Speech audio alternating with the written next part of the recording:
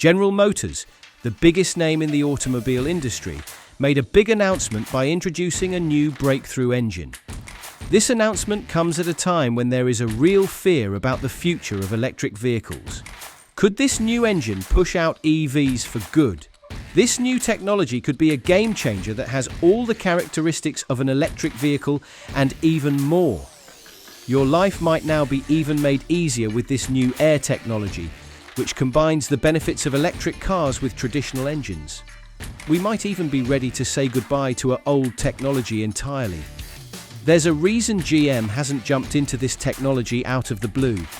The company has been experimenting with compressed air technology for a long time now, while making sure to keep up with the current market competition. However, this new technology raises a lot of questions. This is not your typical electric motor or engine. Rather, GM has used specialized compressed air-powered hydraulic engines. Inside, pistons and springs do the heavy lifting in a way similar to a team of rowers constantly in motion. There are many fascinating matters to consider as we explore this creative and exciting technology.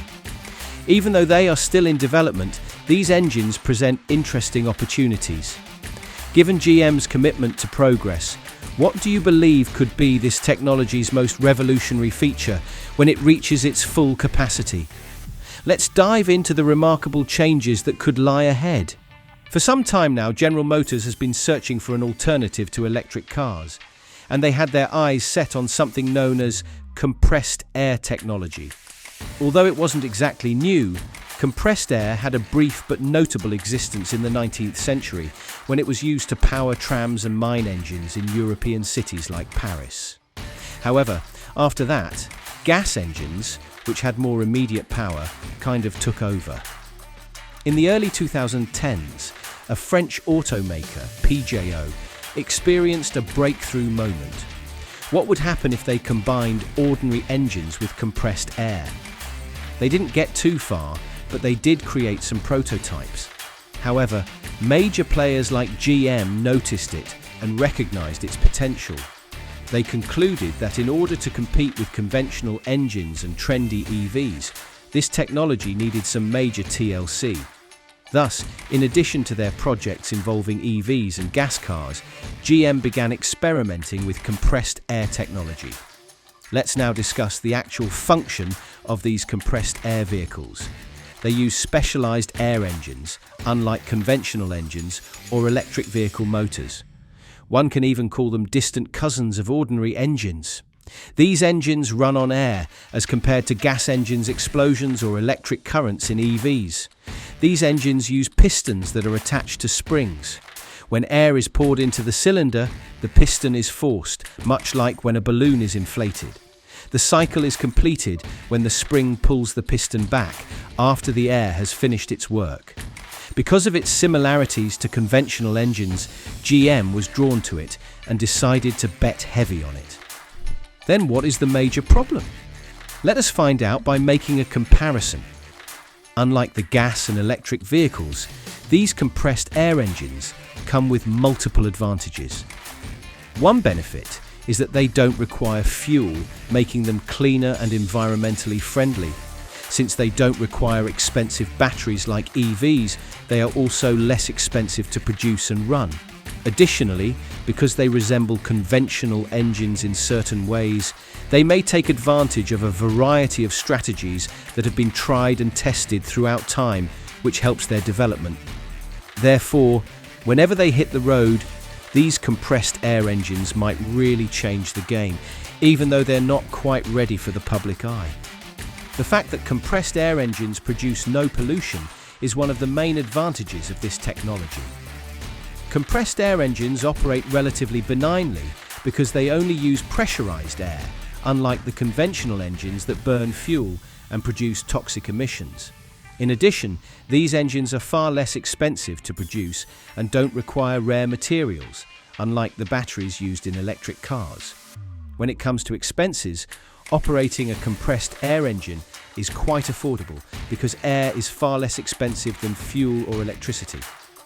The best part is that these engines are future-proof because they only require compressed air and discard it once the engine has finished operating.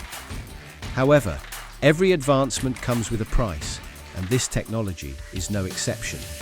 The low power of compressed air engines is one major problem.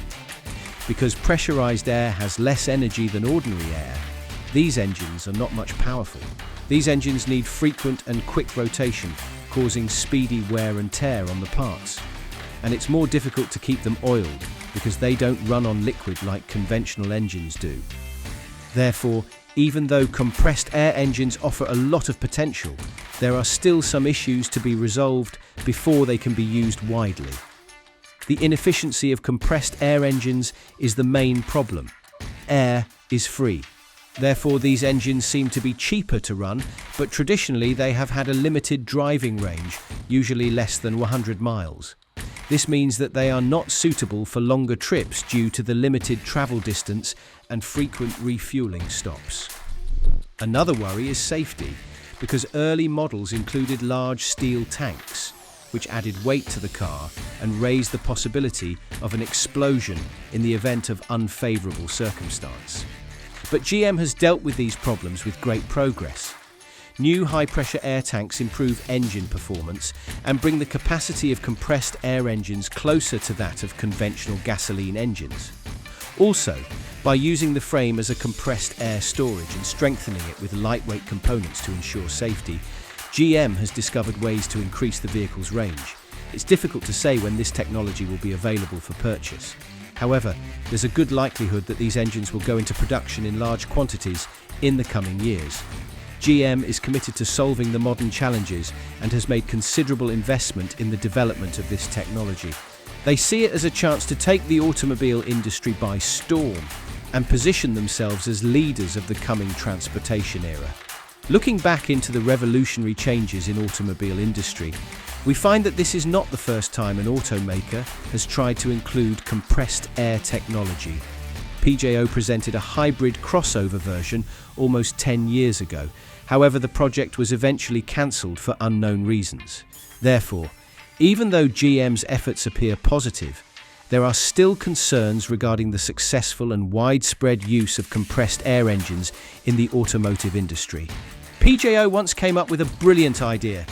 A highly effective engine might be created by combining an engine that burns fuel with compressed air.